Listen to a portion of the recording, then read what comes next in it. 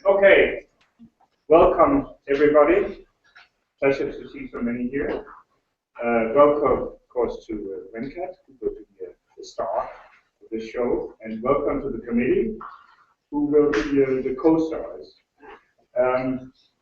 This is a very special day, special, of course, for Venkat, but also for me. It's my first student here at Stanford to reach this point. That could only happen because I inherited really from France, and I'm grateful to Heinz and to the department for having the chance to have worked with Venkat. It has been incredibly fruitful. I've learned a lot, and I'm sure everybody here will learn a lot as we proceed today. So, with no, yeah, let me just say one more thing. I think this is the first step in a process that will eventually take Venkat to his PhD, and that had better happen soon because we know he's off to MIT and then on to his faculty position at the Carnegie Mellon University. So let's take the first step. Thanks a lot for the kind word, Jens. And we're going to try an experiment where we're running this live on YouTube, so let's hope things go well. And thanks to the community and all of you for being here. So I'll tell you a bit about my work on electrochemistry of oxygen and its bearing on lithium-air batteries and fuel cells. And just to motivate, oxygen electrochemistry itself, it's sort of fascinated the minds of a lot of experimentalists. And for good reason, because it forms a very important reaction in a number of technological devices, like fuel cells and electrolyzers and things like that. But I think more importantly, scientifically, along with hydrogen electrochemistry, it sort of laid the foundations of all our understanding in sort of surface electrochemistry and surface electrophysics. And so I will tell about my journey of trying to understand oxygen electrochemistry in its various forms. And this is primarily through computational means. We're sort of ushering into this era where computational techniques are reaching the point where we can start to predict things, and they sort of agree with in some special cases experiments, and maybe in some very, very special cases lead the experiment. So I'll tell you my journey both following experiments and sort of leading experiments in some special cases.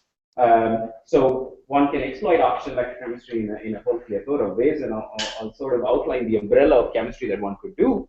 What one could do with oxygen is to take 4 protons and 4 electrons and make water.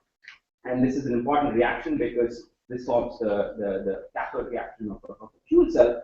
And what is really interesting is the following plot, which is basically cost versus the voltage penalty that you have to pay to drive this reaction forward. And what you see actually is the scale is basically 0.4 off. So all the materials are about 0.4 volts away from 0. And we'll try and reason out why it is that this number exists. And what's also interesting is that anything that is good sort of gets expensive. So you cannot go cheap because this is essentially the Pareto line. And so what you see quickly is that anything that is good has to be expensive. It's quite interesting. Now you can reverse this reaction. Take water and then oxidize water to form oxygen. This is oxygen evolution. Same story is this 0.4 limit, and anything that is good is expensive, and of the same order. So which is quite interesting. So we'll try and think about why it is that this is the case. So one could do one more thing with oxygen and protons. You could take 2 of them and form hydrogen peroxide. Understanding this is important for 2 reasons. One, hydrogen peroxide is an unwanted product in a fuel cell, so it strongly affects the durability of the fuel cells. Hydrogen peroxide is also a very, very useful chemical in the cleaning industry, and so trying to understand this might be useful for other reasons also. Now, one could do one other chemistry with oxygen. You could do this with lithium and electrons, and you can form lithium peroxide.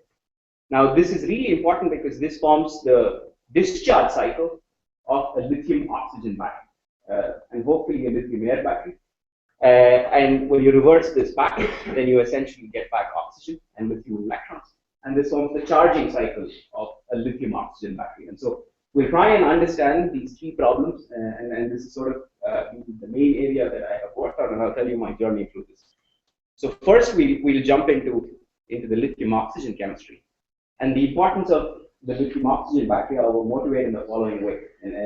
And I am a mechanical engineer, and so I have to motivate this with cars. This is the Lotus Elise, and this is the Tesla Roadster. Tesla Roadster, of course, has a great standard history. Now, Lotus Elise, the Tesla Roadster essentially looks like the Lotus Elise, not by accident. They borrowed their exterior from the Lotus Elise. And if you want to compare these two cars, you can think of this now as an electric version of the Lotus Elise. Now, if you compare the curb weight of the car, the curb weight of the car essentially is a full tank of gasoline in the case of the Lotus Elise, and a fully charged battery pack in the Tesla Roadster. You quickly see something very interesting. So the curb weight of the Tesla Roadster is about 400 kilograms heavier than the Lotus Elise. And of course, as you all probably know, the culprit is the lithium-ion cells that is there. There's about 6,800 of them, and it weighs about 450 kilograms. Right? So you quickly see the difficulty of competing with gasoline. So gasoline is just such a hard thing to compete against. So what we would like to do is to try and find battery chemistries that at the least offer us a higher energy density so that one can bring the curb weight down for addressing the electric vehicle market. And hopefully make it cheaper also. These batteries essentially constitute a large fraction of the cost of the car itself. So it would be nice to bring the cost down as well. So where can we go? What I show here is a plot of energy density for a variety of different redox couples. So what is seen here is the lead acid battery has an energy density of 40 watt hours per kilogram, and then you have the workhorse battery of the electronics industry, lithium-ion batteries, which sit at 160. Now, what we want to do is to go beyond lithium-ion, and we have to go beyond lithium-ion because the theoretical limit of lithium-ion is, we're sort of approaching the theoretical limit of where lithium-ion batteries can take us. So there are some interesting systems. One is lithium-sulfur. Then we have two very interesting open systems, zinc air and lithium air. Zinc air, the primary non-rechargeable version is sort of known. We've used it in hearing aids for some time. This is one of the interesting options. The other one that's extremely attractive is lithium air. And the reason it's so attractive is because presumably you can breathe air, so you don't have to store the weight of air. But essentially, you combine one of the most electropositive elements with something that is quite electronegative, and so you make a very, very high energy density battery. And so what my work has focused on is to try and understand what would be the fundamental limitations of such a lithium air battery. And I will use the word air loosely because I'll only focus on oxygen, but hopefully, we can sort of have ways to remove the contaminants, the other contaminants that are there in air, and sort of run this as a lithium oxygen battery. So I'll tell you three stories about my work in this area. The first one will focus on what the cycle efficiency what the thermodynamic efficiency of such a battery would be. The second one is, can we deep discharge this battery? So can we get a lot of energy density out so that at least we can run this as a primary battery? And the last one is basically, can we recharge this battery? And are there issues to rechargeability? So this is sort of the agenda for today. So first, we'll focus on the thermodynamic or the voltaic efficiency. So the thermodynamic or voltaic efficiency essentially is how much energy do I get out in a discharge cycle versus how much energy I have to put in during the charging cycle. So that essentially defines the cycle efficiency. And in a non-aqueous lithium oxygen battery, what we have is we have lithium reacting with oxygen to form lithium peroxide as a product. And as I told you, the charging cycle, you oxidize this lithium peroxide, get oxygen and lithium back out. And what is important to note is that in this non-aqueous lithium oxygen battery, this lithium peroxide that you have, the product is insoluble in the solvents that are used. The typical solvents used are dimethyl ether and things like that. So in ether-based solvents, lithium peroxide is insoluble. So what that means is we have a very interesting problem where the effect of the catalyst particle itself that is used to do this reaction is sort of not important. The reason for this is because you have something that is insoluble, what happens is you have your catalyst particle and you start to grow on this catalyst particle. In a typical reaction, you would have the product diffusing away, but here, because it's insoluble, it starts to coat the surface and you grow thicker and thicker layers of this film. It's essentially lithium peroxide film. And sort of the cleanest way to see this is the following experiment. This was done by Brian McCloskey, who's somewhere in the audience. So the experiment is the following. What I show here is a capacity plot. So what is plotted here is the voltage that you measure versus lithium metal on the y-axis, and capacity, essentially charge on the x-axis. And so these are constant current experiments. So this is essentially a time axis. So this is how long have I discharged this battery. And what is really interesting is that, so this is just carbon. This is gold on carbon, manganese dioxide on carbon.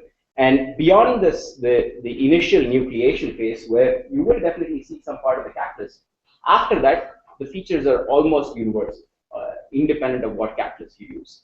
And so this, at least in at least a clean way, shows that the effect of catalyst is not important beyond the nucleation phase. So that means that what we have that determines the thermodynamic efficiency of the cycle is essentially growing of lithium peroxide on the discharge cycle and the etching of lithium peroxide on the charging cycle. So what we would like to do is essentially understand this process. And so what are the ingredients that we need to model this process? So there are essentially three ingredients that are there. We have electrons that need to come, and we have lithium ion that needs to come, and oxygen that needs to come to the reactive site, and they all need to react to form lithium peroxide. So how do we think about this? This is an extraordinarily complex problem because we need some way to handle the free energy of lithium plus in solution and this electron and things like that. But what we're saved by the fact that this lithium plus an electron is in equilibrium with lithium metal at the anode. So what that means is, from a calculation standpoint, we can essentially make this problem tractable by relating the free energy of these two species to the free energy of lithium metal. And then if we assume that there are no transport losses associated with oxygen, then we can start to understand the thermodynamics of this growth process. It's sort of my one slide to show that we sort of know what we're doing. Density functional theory is known to be notorious for describing oxides, and so what I show here is a calculated heat of formation versus an experimental heat of formation. And what is put here is a whole host of superoxides, peroxides, and oxides. And this would be the y equals x line when you have perfect agreement between theory and experiment. And there's a slope of about 0.9. But at least what this shows is that there's reasonable trends that one can extract out when we try and study these oxides and superoxides. So what we want to do now is to try and understand the fundamental electrochemistry associated with the formation of lithium peroxide. So at the anode, we appeal to the equilibrium condition that sets the free energy of lithium plus an electron to the free energy of lithium metal. At the cathode, we have a sequential transfer of lithium plus an electron to oxygen to form LiO2 first. And note that the surface site is on an already nucleated film of lithium peroxide. So you have a nucleated film of lithium peroxide, and then you grow on top of it. And then you add another lithium plus an electron to this, and so you form lithium peroxide. So this is basically repeating of lithium peroxide on top of the nucleated film of lithium peroxide. So the problem this is essentially a problem of crystal growth. Problem of crystal growth is very complicated, and that's because there's a whole host of paths that one could take to grow. What I show here is some of those paths. So what one could do is nucleate on a terrasite. So this is nucleating on a terrasite to grow. You could diffuse from a terrasite to a step site and then nucleate there, or you could diffuse from a step site to and go to a king site and nucleate there. But in electrochemical crystal growth, what we are after is essentially the ones that have the lowest overpotential, because those will be the ones that are dominant in rate. Because when you when you apply a galvanostatic condition, those are the ones that have the lowest voltage penalty that one needs to pay. Those are the growth modes that will be active. Similar story during charge. You want to etch away on a terrace, or you want to etch away on a step, or you want to etch away on a kink. So what I will show here is a representative set of overpotentials that we have calculated on a terrace, step, and a kink. And we calculated a whole host of structures, and the trends that I will discuss are sort of two across different sort of structures of lithium peroxide. Okay. So before I go into this description, I want to introduce a concept that I will use over and over again. So I'll go over this a little slowly. What is plotted here is a free energy diagram. And so on the y-axis you have free energy, on the x-axis you have reaction coordinate.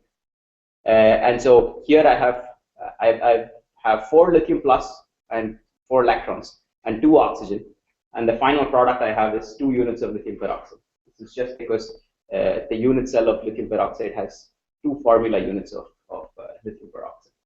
Now, what happens when you run a reaction is this you now see a voltmeter here, and this is 0 on the scale of lithium plus. So at 0 volts versus lithium plus, it's downhill in free energy to take 4 lithium plus and electrons and oxygen and go to lithium peroxide. So this is essentially the energy we get out as electrical work in a battery, right? So what we want to do is to try and understand what is the potential at which this reaction scheme is still downhill in free energy. So that's the process that we want to understand.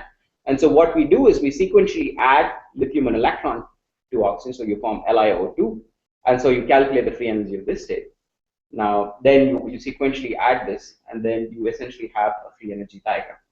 Now, what changes across the free energy diagram is essentially the number of electrons associated with that reactive state. Right? So the number of electrons here is 2, the number of electrons here is 3, number of electrons here is 4. And when you change the electrode potential, all you change is essentially, or to a first order, all you change is the free energy of the electrons. When you change the potential by a factor U, then you change the free energy of the electron by minus EU. So what happens is when you change the potential, you shift the free energy of these different states. And so what happens is you shift these free energies by different amounts, and there comes a potential beyond which this scheme is no longer downhill in free energy. Right? So what this means is this is essentially a thermodynamic limit for this reaction scheme to run from reactant to product. Right? No doubt that there could be other kinetic barriers and things like that, but this could sort of give you a really good initial idea of what are the overpotentials associated with this process. And what we found, and what I'll hopefully convince you, is that this analysis sort of takes us very far in trying to predict things.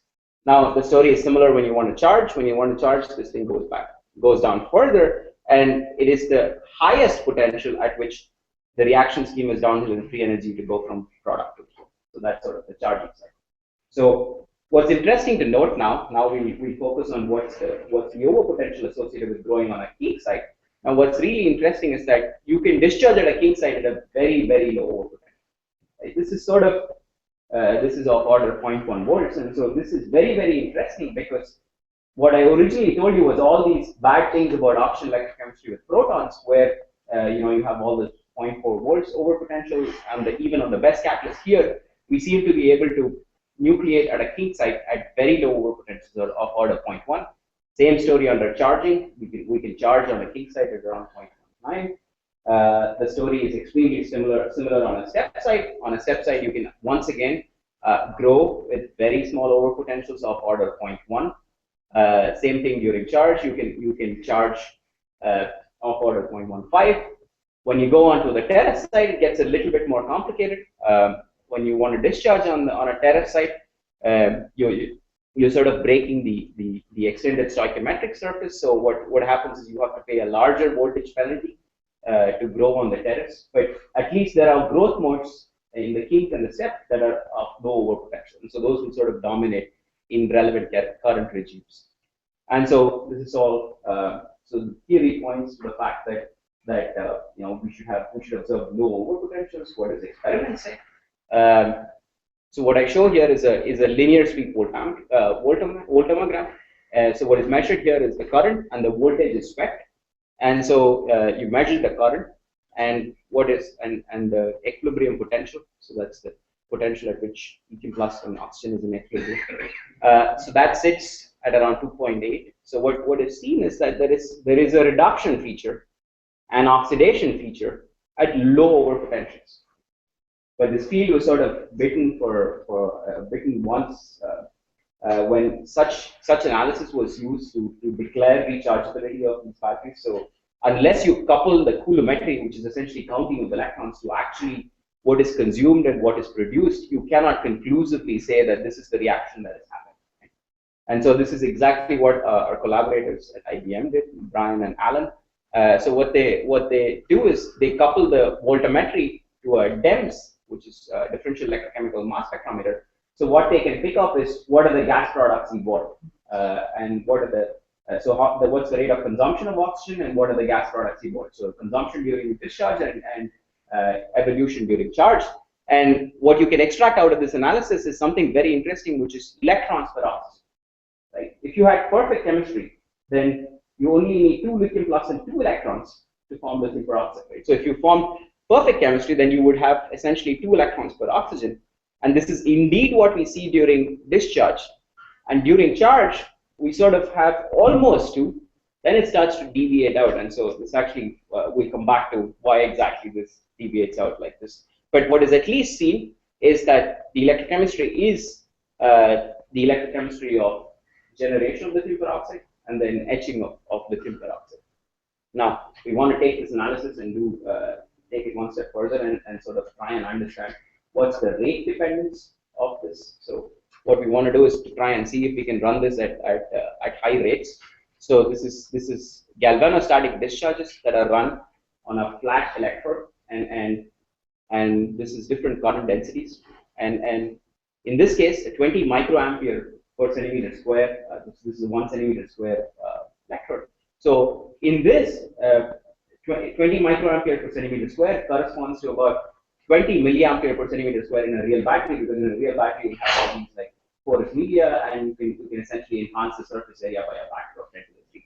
So essentially 20 milliampere per centimeter square essentially corresponds to about a 20 microampere per centimeter square corresponds to a 20 milliampere per centimeter square battery. And what's seen is the equilibrium potential sits around 2.85. What's seen is at 20 microamperes, the initial electrochemistry starts very, very early. So you have an overpotential that's associated of about 0.1, 0.2. We'll come back to these other features a little later. So what's at least seen is that the initial electrochemistry is really good on discharge. What about charging? Charging has a very similar story. We initially start out with extremely good electrochemistry. And so one can take these and then carry out what's called a Tafel analysis. And so you can essentially study how much voltage penalty that you have to pay to go higher and higher up in current density. And so this is experiment and theory that's put on the same footing. You essentially need to assume a certain density of peak sites, step sites, and terra sites, which we can get by calculating thermodynamics of different states. And what's really interesting is the thermodynamic cycle efficiency is essentially the distance between the discharge and the charging curve. And so we essentially want to be off order 1 here. And so theory predicts a distance of about 0.3. Experimentally, they see a difference of about 0.4. So actually very interesting is that these two actually go back and go back to this reversible point, which essentially shows that it's actually one electrochemical step that's rated terminally. There's also some other nice features that you can see. There's this nonlinearity that we observe. This nonlinearity essentially comes from a transition. This is transition from growth on a step site to a terra site. I told you earlier that terra sites had a large overpotential, and so in order to transition from the step site to the terra site, you have to pay a higher penalty, and that penalty is a lot less during charge. You in fact even see those features in the experiments where you essentially see a much broader what's called a Tafel slope, which is essentially the slope of this line. You have much worse chemistry under discharge than charge. But the take-home message essentially is that the cycle efficiency of this battery is really good, because you only pay a penalty of about 0.3 and you get about a 2.8 volt battery, right? So that's remarkably high electrochemical efficiency compared to what we have with oxygen and protons, for instance, where you pay a 0.8 volt penalty for something that only gives you about 1 volt. So that's so what that means is at least the cycle efficiency is really good.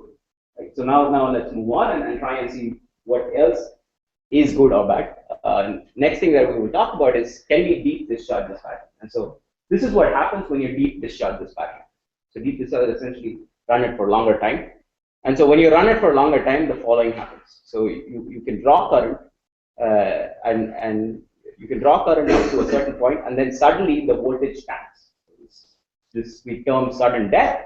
So essentially, after a certain point, the battery just suddenly dies. So what we want to do is to try and understand what phenomenologically is the cause of the sudden death.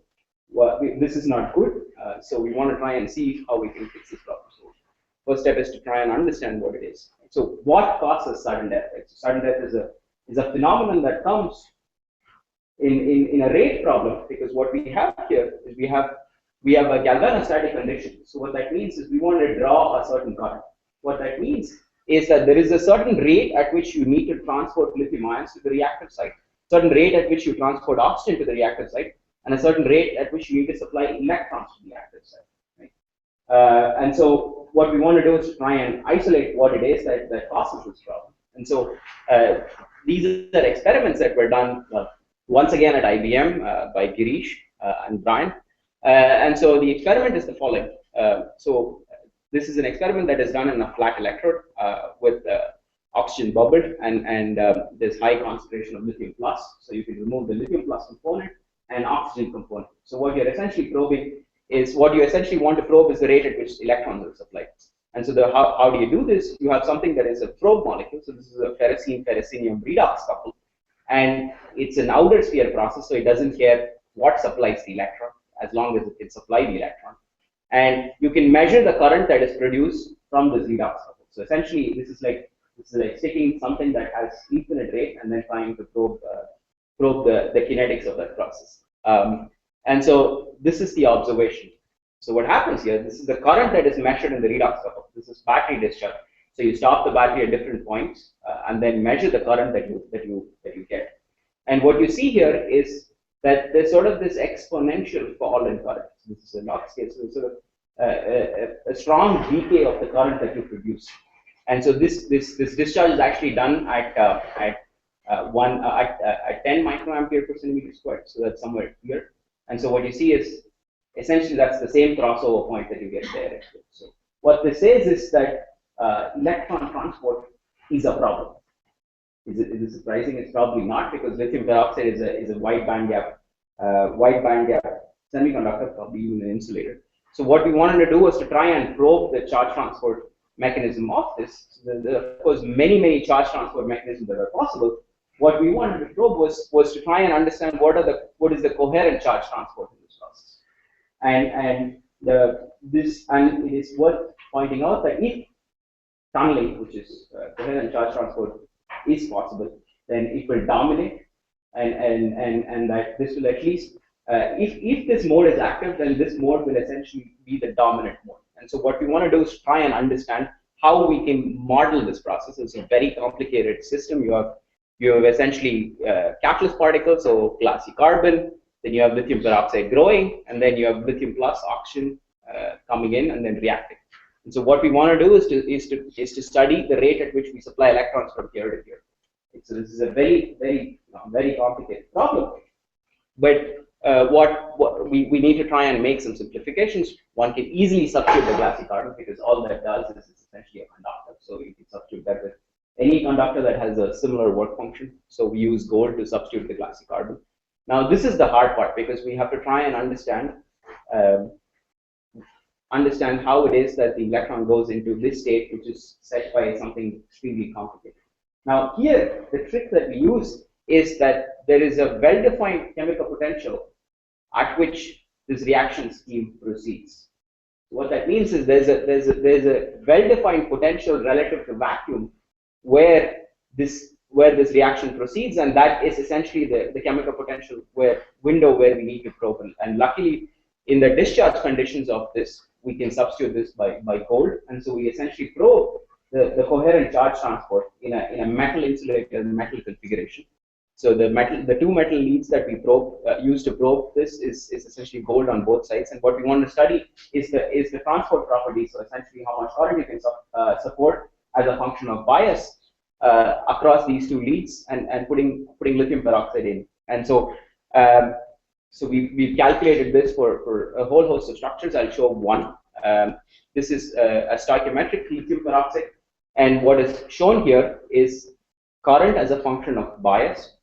And so let's take a slice at a constant bias. Right? So this is 3 layers, so this is basically of order 1 nanometer. And then you have 3 layers which can supply a large current, 5 layers which sort of massively decays in the amount of current that it can support, and then 7 layers and 9 layers sort of die off. Right? So this is not surprising, classic oxygen style. There's an exponential decay in current that you can support as a function of distance. So you can replot this. And so you can plot the log of the current as a function of d, and then you see this exponential fall off.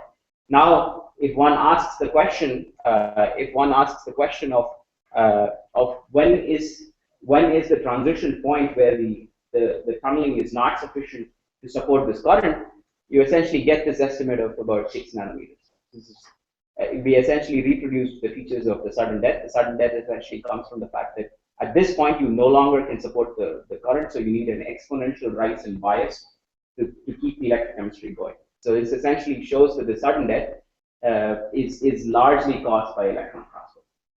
We sort of put this picture together late 2011, and then there was sort of a wrinkle in the story.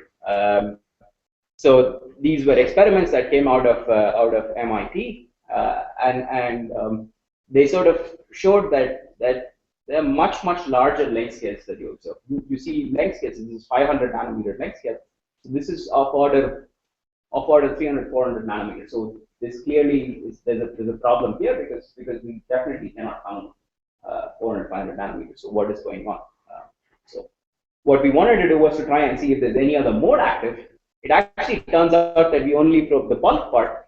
The surfaces of lithium peroxide are also conducting. So what that means is that one has to consider the surface conductivity also when one wants to find out what exactly is the transport limit of lithium peroxide. And so this is one of the cases where we had a theory guided experiment.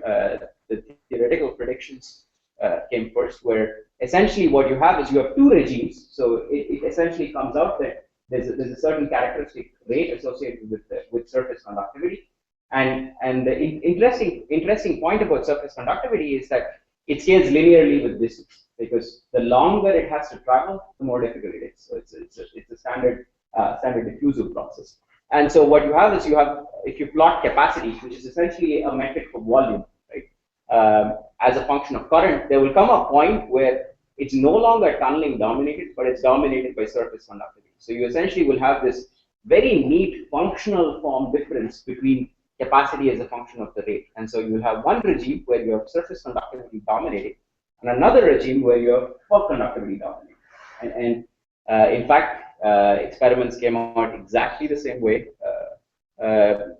You can see that initially you have this 1 over L sort of a dependence, and then you sort of have this tapering logarithmic dependence. So this is sort of this very clearly shows that surface conductivity is dominant. What is actually really interesting to note is I told you that for a real battery we want to sit at about 10 or 20 microampere per centimeter squared. So it seems that the surface conductivity is not sufficient at the rate we want. And this is actually quite important because all these grand claims of these particles being relevant for a real battery, they may not be relevant for an actual battery. And another thing that naturally comes out is the morphology. Actually, it beautifully comes out that these are sort of the shapes that come out. This is just because you want to travel, and so you simply impose the condition that you discretize your domain, and you ask the question: is this volume element capable of supporting that current? And then if you just impose that simple condition, you essentially get this donut type morphology automatically. So this sort of is one of the successes of theory leading experiment in this stage. Now, so good. So now let's move to the question of can we recharge this battery. So, what is the issue that pops up during recharging of this battery? I started out telling you that everything is great about this chemistry. The electrochemistry is fantastic. You can discharge and charge at very low overpotentials. If that was true, then what you would essentially have is a box curve, right? You would have discharge running flat and then charging running flat, right? And that's not what is observed. You actually have this rising tail, and so we want to try and see why exactly this is happening. And so we put a picture together based on essentially two experimental observations. The observations are the following. So what we have here is a discharge curve, discharge and charge curve, and IBM they were able to track what are the gas products evolved. So initially the dominant reaction was oxygen. So you charge up, you predominantly get oxygen, but then in the end you get some CO2. So CO2 can come from two possible ways. You have carbon on the electrode. You have carbon in the electrolyte. So there are two possible ways. And using isotopic labeling, they basically showed that it seems to be half and half. So it seems to be half from the electrode and half from the electrolyte. And the other piece of evidence is this electrons per oxygen, which can give a good handle for what is happening in the chemistry. When you discharge, you have almost perfect chemistry. When you charge, you start to deviate out. And so this is sort of the picture that we put together. The picture is the following. So when you finish discharging this battery, what you have is you have essentially lithium peroxide that you form. Most of it is lithium peroxide. But you have one problem, which is that when you have lithium peroxide and carbon, it's exothermic to go to lithium carbonate. So you have a thin film of lithium carbonate. This is sort of well known in the battery community. But in this context, it sort of was not well established. So you form this lithium carbonate layer, thin lithium carbonate layer.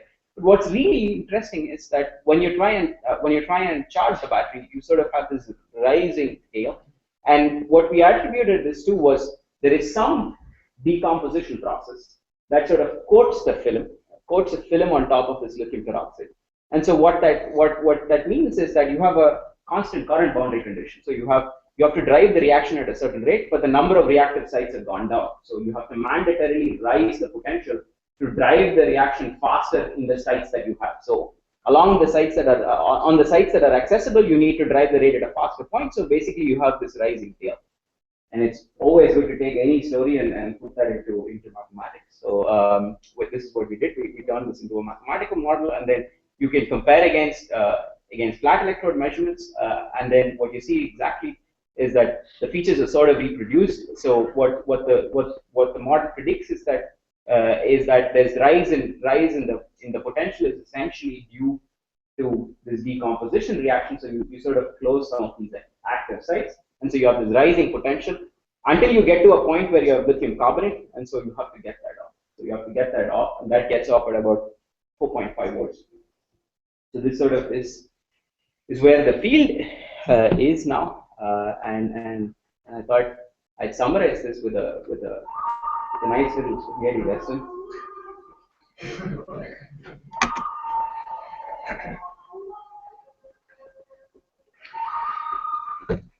Okay, so this is exactly where the field is. The first is the good. The good is the fundamental electrochemistry. That seems to be really good in this battery. What's the bad? The bad is the rechargeability problem, which is the problem of finding a stable electrode, which is we need to try and find a substitute for carbon, and find a stable electrolyte. So we need to try and see if we can find something that works better than these ethers. The reason we think this is the bad and not the ugly is because organic chemistry is sort of rich, so one can find probably electrolytes that are stable. The ugly is the conductivity problem. The reason this is ugly is because traditional modes of doping may not actually work in this system, and so it seems a daunting task to try and get this to work for high capacities. Okay, so I'll sort of switch gears, and in the last few minutes that I have, I'll try and cover these two chemistries. So oxygen to water. So what is the problem? Okay, so what I show here is a free energy diagram. By now you're all experts in this. And so what I show here is free energy diagram on platinum 1-on-1, which is the best known, one of the best known elemental metal catalysts for this process. So what is the problem? This is, the voltmeter is now reading 1.23. So this is versus hydrogen H plus. And so what you see here is that at 1.23, the free energy of oxygen and water is the same. And then you go through sequential addition of proton and electron. So you first activate oxygen as OOH, then you dissociate, then you form oxygen, and then OH and water. Right? At 1.23, this is not possible. The reason it's not possible is because you cannot get oxygen on the surface as OOH. Actually, neither can you get OH off the surface as water. So these are the two difficult steps in this process. So you need to crank down the potential. So you bring the voltage down to about 0.76. And at this potential, the reaction scheme is downhill in free energy. And the most difficult step is the step associated with the removal of OH to water. So naively want to think that, well, all one needs to do is to try and weaken this binding, relative to platinum. If you weaken this, then you can sort of get a better catalyst. And that idea is attractive, but here's the problem. What I show here is a calculated free energy of OH, O, and OH. So the three intermediates involved in that process as a function of the OH binding energy. Right? So what this immediately shows is that they're not uncorrelated. They're essentially, there is a correlation between OOH binding and OH binding. And obviously OH binding and OH binding correlated, and OH and O. Right? What that means is that you cannot do this indefinitely. But what is even worse is the fact there's a near constant scaling between OOH and OH. Right? These two scale with a distance of about 3.2. And this actually immediately gives you this 0.4 limit that we saw, right? The equilibrium potential is 1.23. So these are separated by 2 proton and electron transfer steps. So the free energy difference between these two should be twice 1.23, which is 2.46. Now this difference, unfortunately, is 3.2. So what that means is essentially 3.2, and you need to be at 2.46. So that gets you this 0.8, and they're separated by 2 steps. So that immediately gives you this 0.4 volt limit that we have seen in almost all catalysts, and that sort of you can take this picture and then construct a rate analysis to ask which step would be limiting, and then you get these two legs of the two legs of an oxygen reduction activity volcano, and the black line is the theoretical prediction, and if the dots lie on the black line, that means the theory is doing well in predicting the experiments. And what's actually seen is that platinum is good, but there's room for going up. So this is on a log to the E scale. So there's about a factor of 50 that one can go in rate, and it's actually platinum free nickel, which is shown to be better than platinum, actually falls very nicely in this analysis, where it's better because it's on the right leg of the volcano. Now one can then say, well, this is only one class of materials. This is only the 111 facet, which is the dense facet of a metal. Now, what happens when you change the story on a different facet? So a nanoparticle, which is where these catalysis processes run. They sort of have this 111 facet, 100 facet. What is the story there? The story is exactly similar. We follow this scaling almost universally, and so what this gives you is essentially a universal activity volcano for any fuel cell catalyst, and that essentially sets the limit for whatever is your catalyst. And there are a whole host of materials, 100 materials that are there. And what's actually seen, there are actually a couple of interesting features that are seen. What is seen is that the 100 facet always lies to the left of the 101, and left in the scale means that it binds stronger. This is not surprising because the hexagonal facet has more the 100 facet is more open, so it wants to bind intermediates stronger.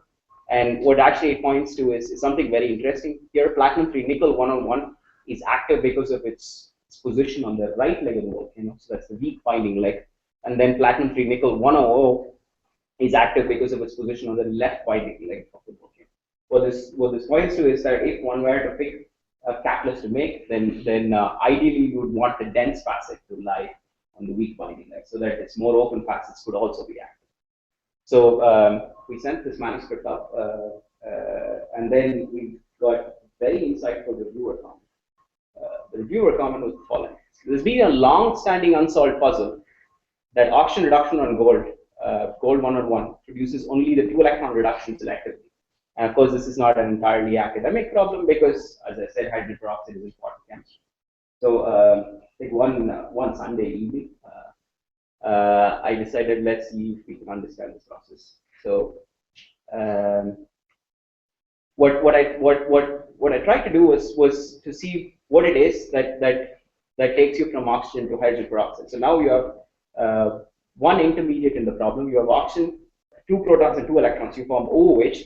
Then you need you add another proton and electron. You form hydrogen peroxide. So now can we try and understand this process? So what I plot here once again is a free energy diagram. What I plot is on gold. What's really interesting is oxygen and hydrogen peroxide are in equilibrium at 0.68. This is because hydrogen peroxide is a less stable molecule than water. And what you see is the difficult step is essentially activating oxygen as OOH. This is the same difficult step that is there in the 4-electron scheme also. So the limiting potential is essentially set by the activation of oxygen to OOH.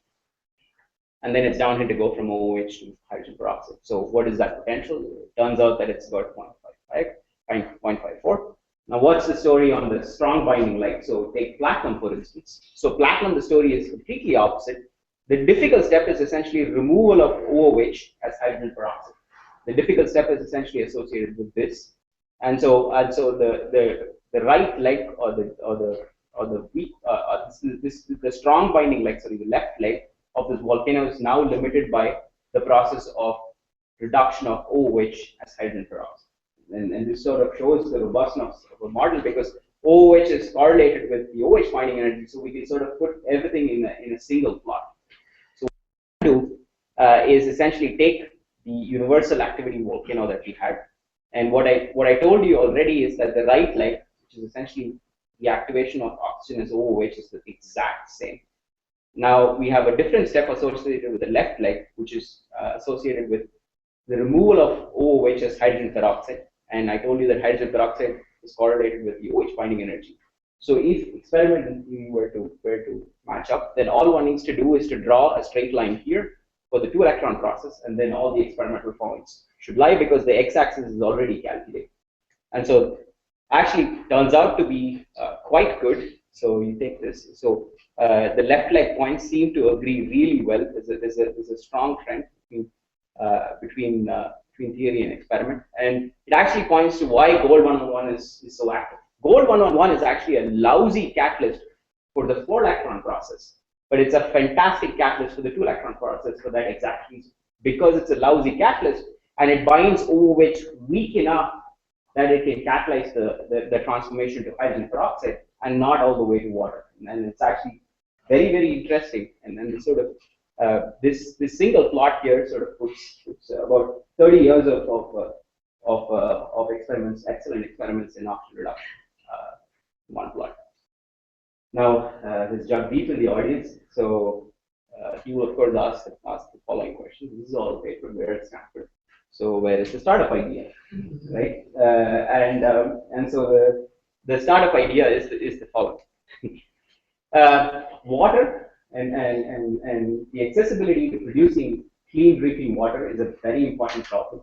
And so the drinking water problem I will pose in the following way. So what I would like to do is to try and take this bottle of water that this kid is holding, and it contains some organic impurities. And what I would like to do is to try and see if we can clean that bottle of water at as close to zero cost as possible. This is the problem. This is the challenge that I'd like to try and solve. So this is sort of the conceptual design of a device. What is the material here I call rhenium. Okay, so we have dirty water, and then you take sunlight, you split water into hydrogen and hydrogen peroxide. And hydrogen peroxide is cleaning agent, so it can clean the water. And so it is self-killing because hydrogen peroxide is not stable in water. Right? So this in principle could work, right? So what do we need to do? Well, simple enough. All we need to do is to find rhenium, right? So what is the ingredients for rhenium? The two things that we need. One is it should selectively oxidize water to hydrogen peroxide and not oxygen. Right? This is what we want to do.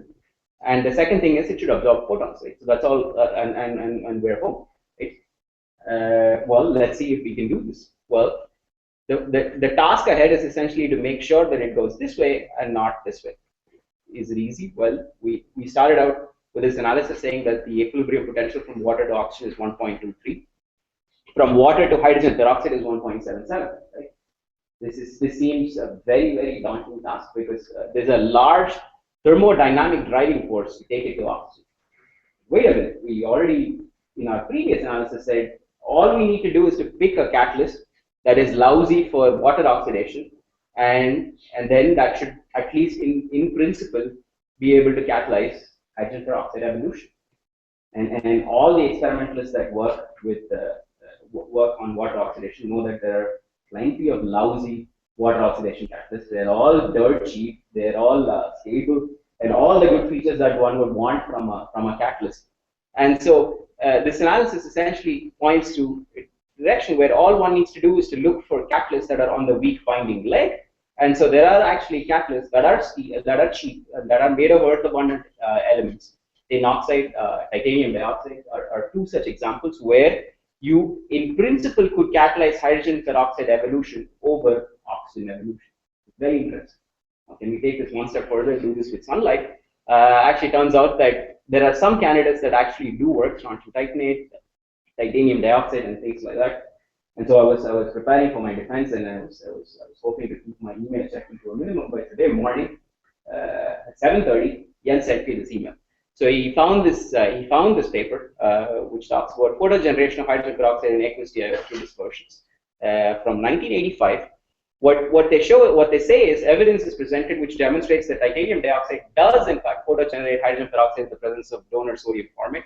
However, this hydrogen peroxide has only transient existence in aqueous dispersions, and this, of course, is a limiting factor for them. But what we want is for it to indeed have transient existence in these aqueous dispersions.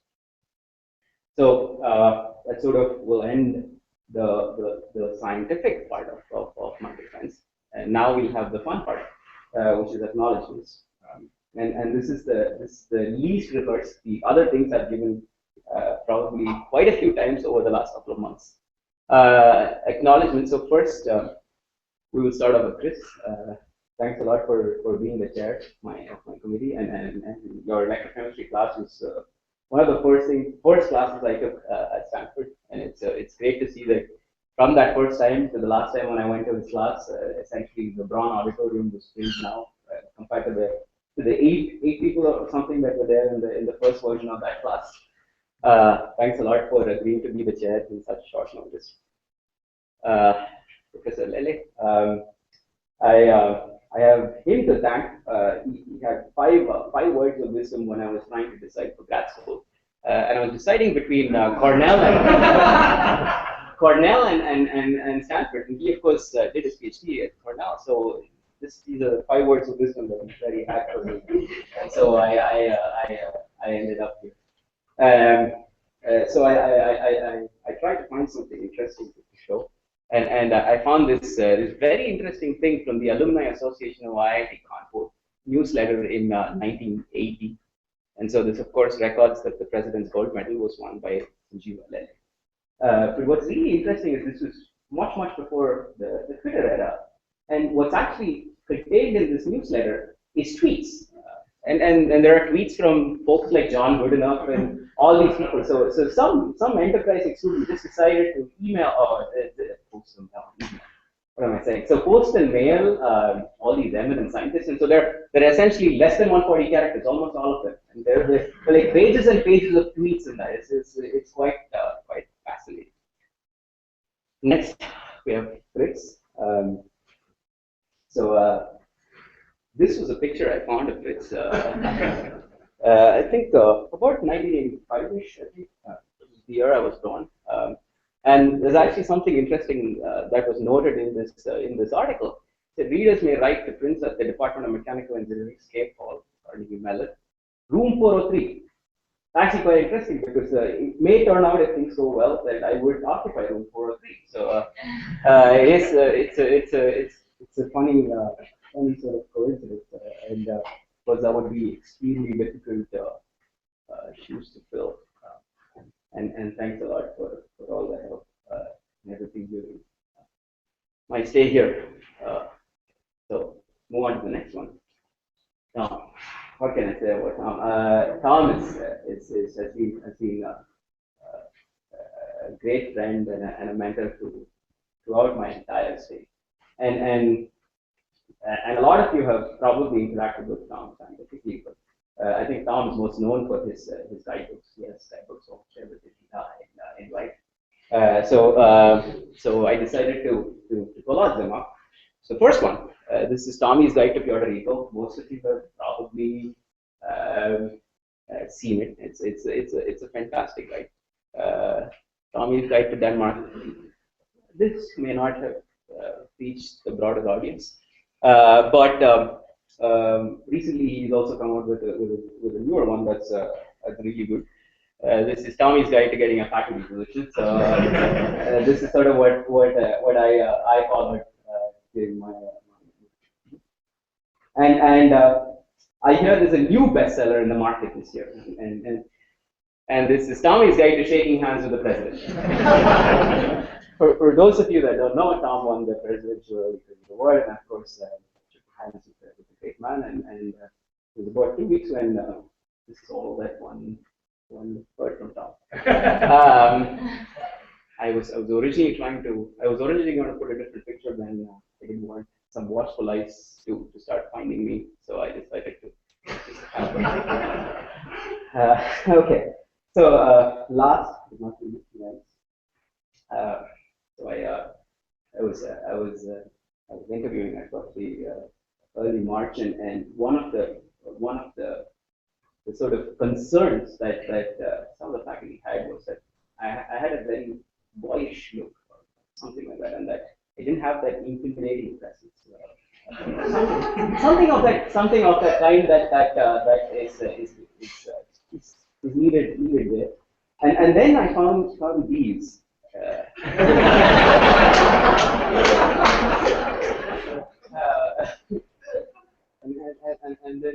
then I don't know if this was when it was a grassroots, but this definitely is not. So this is Jens has been a phenomenal advisor. I have greatly enjoyed this discussion with him and his dedication and 7 a.m. emails of finding new papers. So I thank you again for being such a great advisor. Co-authors, I have had an amazing list of co-authors. The folks at Stanford have such a collaborative environment that just being a theorist, you want to be in the company of experimenters to keep you honest and lots of them. Frank is an undergrad here. He's now doing his PhD at MIT. He and I work essentially all 4 years. Heinz, Daniel Friedel, we did some X-ray. We did some nice experimentary collaboration with some X-ray measurements that he had done with in the group of Anders Nielsen, Ariel, Jens Strabo, Brian, and Brian's work at IBM sort of helped put all of the pictures that we have for lithium together. Jan Rosmeisel, associate professor in Technical University of Denmark. Monica, we all greatly miss us. Andrea, hopefully she's watching the video. She promised she would. Katie and I have recently been working on trying to understand some transport properties in PiO2. She's one of the first people that just once she had an experiment and then she came to my office and said, I have an experiment I want you to explain. It's the first thing. Hernan, I tried really hard to find a non-smiling picture of Hernan. It's impossible. Maybe it's some of that Spanish blood. The same holds true for Tom also. Alexandra, and then Ask, and then 2 more special people. Alan Muntz, he's been a great mentor throughout, and Heine Hansen. He and I have probably shared a coffee almost every day of my stay at Stanford. Some personal acknowledgements. My dad, my mom, and my aunt, they've sort of helped me and kept me honest all through. Ramya, who's sort of the inspiration for the hydrogen peroxide idea. Alok, my tennis partner, who helps me take out all the anger on the tennis court every time Alan sends me an email. Frank, Varun, Nikhil, Aditya, who helped me a lot during the faculty season to keep the stress level down. The entire Suncat family. Marlene, one of Heinz's admins, she was great during the initial phase when I used to come in with all this complicated reimbursements. Cheryl, of course, the admin at Suncat, and lastly, all the lattes. I tallied up all the money I spent last year on coffee. It's about $1,500 at Cooper. And thank you all for your attention.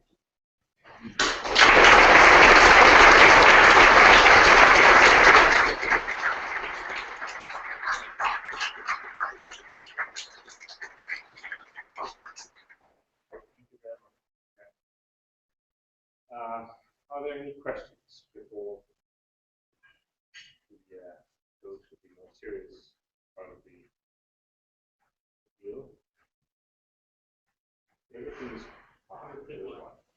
So in your ORR identification about I assume you're taking account the salvation effect for the different services.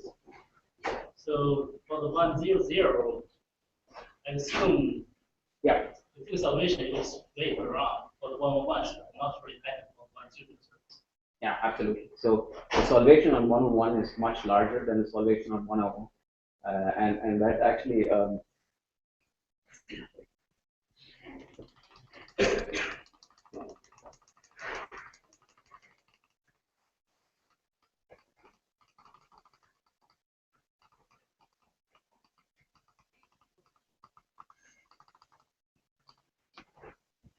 Yeah, so if you didn't take the solvation into account, platinum 101 would be here, and platinum 100 would be somewhere here.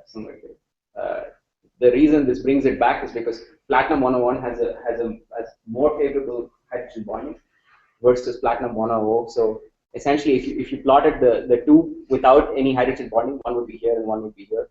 But because hydrogen bonding is greater on platinum 101 relative to platinum 100, so the 100 surfaces indeed have lower hydrogen bonding than the 101 surfaces. Is it like a terminal rate showing that the 100 actually the hydrogen bonding of our there is some indirect experimental evidence for this. It's the structure of water on the 100 surfaces is not as well studied as the structure on 101 surfaces. Any other questions? I think you started off in the core physics. Can you say a little bit about the significance of the hydrodynamics of these two parameters to link everything back?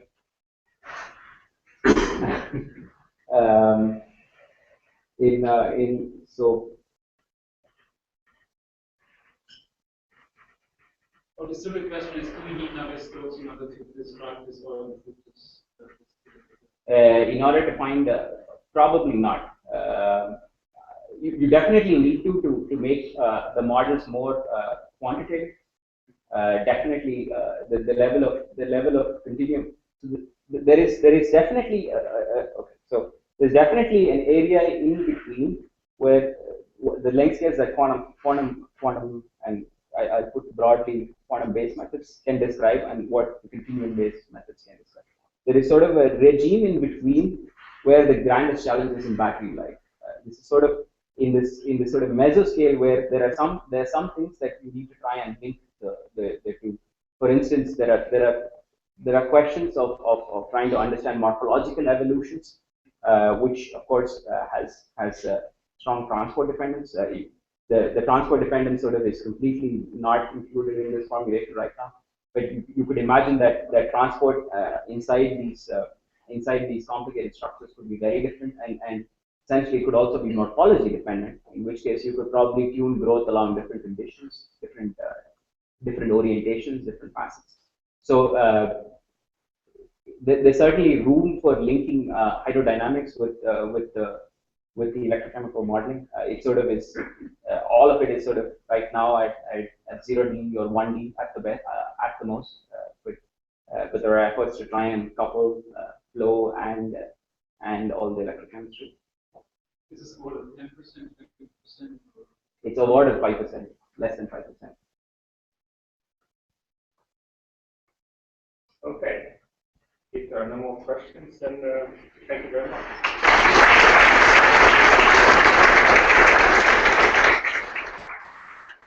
So those who are participating